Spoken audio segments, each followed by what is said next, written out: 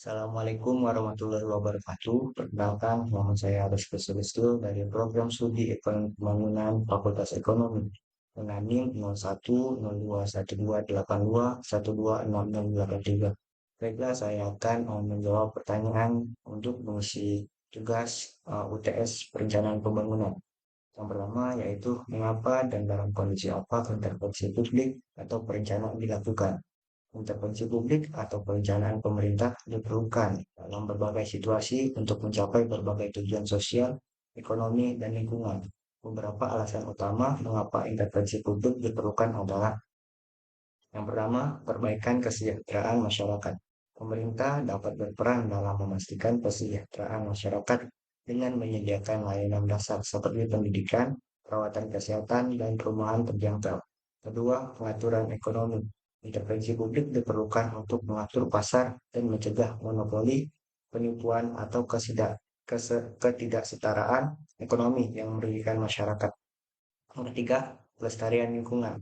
Pemerintah dapat mengambil langkah-langkah untuk melindungi lingkungan dan sumber daya alam melalui peraturan dan kebijakan lingkungan. Keempat, penanganan krisis.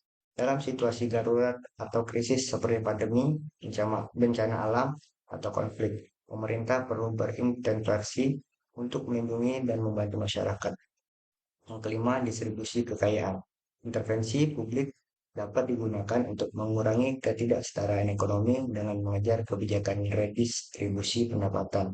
Pemberdayaan ekonomi, pemerintah dapat membantu mendorong pertumbuhan ekonomi melalui investasi dalam infrastruktur, penelitian, dan pengembangan dan dukungan kepada sektor-sektor tertentu.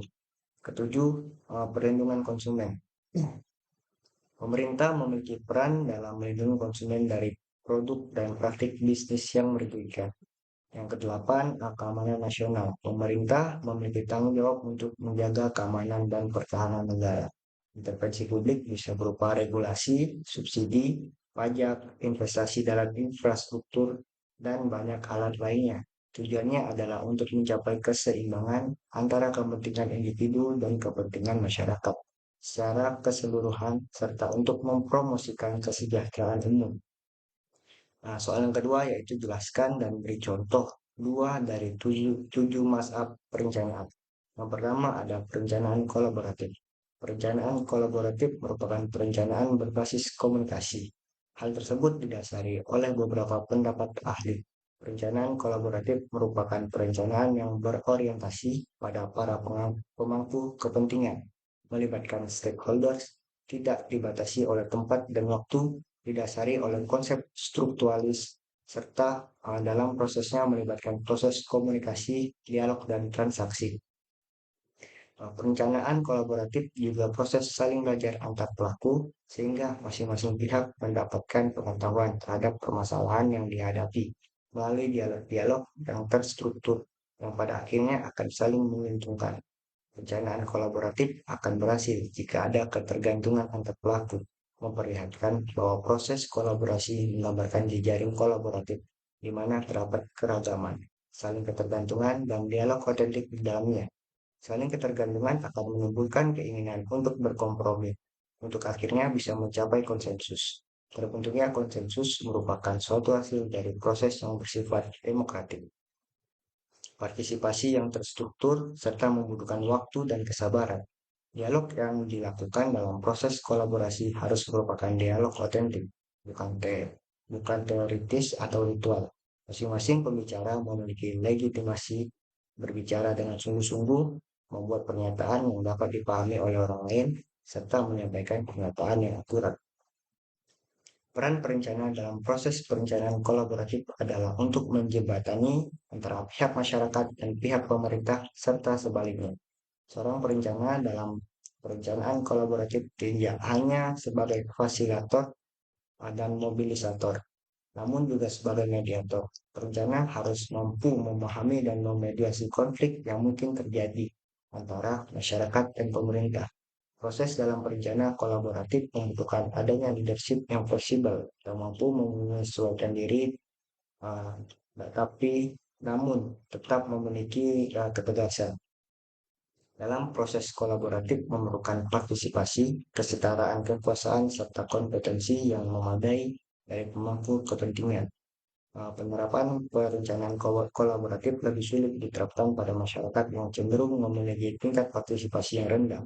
Proses kolaboratif merupakan suatu proses adaptif dari pendapat-pendapat yang berbeda dari berbagai belah pihak yang pada akhirnya menghasilkan suatu konsensus, memetakan suatu model yang menggambarkan bagaimana proses kolaboratif dapat terjadi. Proses kolaboratif menurut model ini terdiri dari berbagai tahapan, yaitu dialog tatap muka dengan masyarakat setempat, membangun kepercayaan, membangun komitmen terhadap prosesnya, berbagi pemahaman, dan terbentuk suatu hasil sementara. Tahap tersebut merupakan suatu siklus sehingga terjadi proses pembelajaran di dalamnya. Contoh dari perencanaan kolaboratif yaitu pengembangan wilayah perkotaan.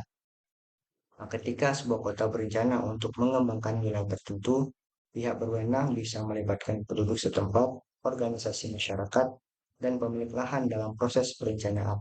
Mereka mungkin mengadakan pertemuan-pertemuan komunitas, mengadakan diskusi terbuka tentang penggunaan lahan, dan mendengarkan aspirasi masyarakat sebelum membuat rencana yang mempertimbangkan kepentingan semua pihak. Yang kedua ada teori pragmatisme. Teori pragmatisme yang dikemukakan oleh Almendinger pada tahun 2002 adalah pendekatan yang menekankan pentingnya memahami aspek-aspek praktis, adaptabilitas, dan kontekstual dalam perencanaan.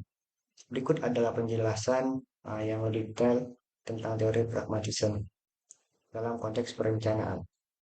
Teori pragmatisme menekankan bahwa perencanaan harus selalu memperhatikan konteks yang berubah. Ini berarti bahwa solusi perencanaan harus dibentuk berdasarkan pemahaman mendalam tentang situasi dan tantangan yang ada di wilayah tersebut. Perencana harus mengidentifikasi masalah dan peluang secara kontekstual dan beradaptasi dengan kondisi yang berkembang. Pragmatisme mengakui bahwa perencanaan tidak selalu dapat mengikuti rencana yang ketat. Oleh karena itu, fleksibilitas dan adaptasi menjadi penting. Perencana harus memiliki kemampuan untuk mengubah dan menyesuaikan rencana sesuai dengan perkembangan dan perubahan yang terjadi. Alan Dinger juga menekankan pentingnya partisipasi masyarakat dalam perencanaan. Dia menganggap bahwa dalam pendekatan pragmatis, partisipasi masyarakat adalah alat yang kuat untuk memahami masalah, kebutuhan, dan prioritas yang beragam dalam komunitas. Teori pragmatisme mengakui bahwa pembelajaran adalah elemen kunci dalam perencanaan yang efektif. Rencana harus selalu menjadi peluang untuk memahami efektivitas kebijakan dan tindakan yang diambil dan berusaha untuk memperbaikinya melalui pembelajaran berkelanjutan. Pragmatisme menyarankan bahwa perencanaan harus didasarkan pada bukti dan data yang relevan. Hal ini memungkinkan perencana untuk membuat keputusan yang lebih informatif dan efektif. Perencana pragmatis harus mempertimbangkan dampak sosial dari kebijakan dan tindakan yang diambil.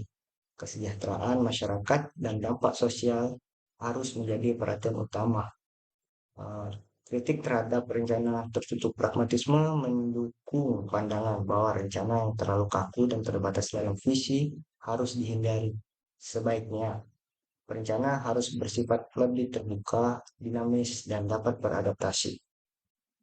Dalam esensinya, teori pragmatisme Almendinger menyoroti perlunya pendekatan yang praktis dan fleksibel dalam perencanaan, mengutamakan kontekstual dan adaptasi, serta mendorong rencana untuk terlibat dengan masyarakat dan berfokus pada pembelajaran berkelanjutan.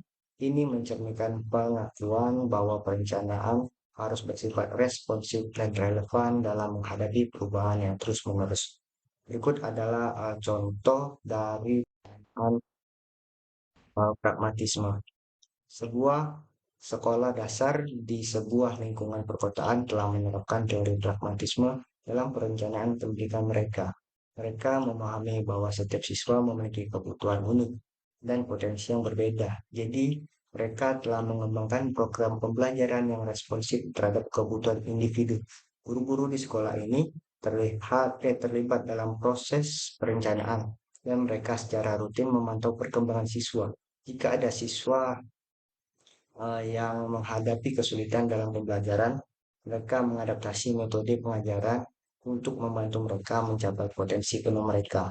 Melalui pendekatan ini, sekolah telah menciptakan lingkungan yang mendukung pembelajaran efektif dan inklusif bagi semua siswa.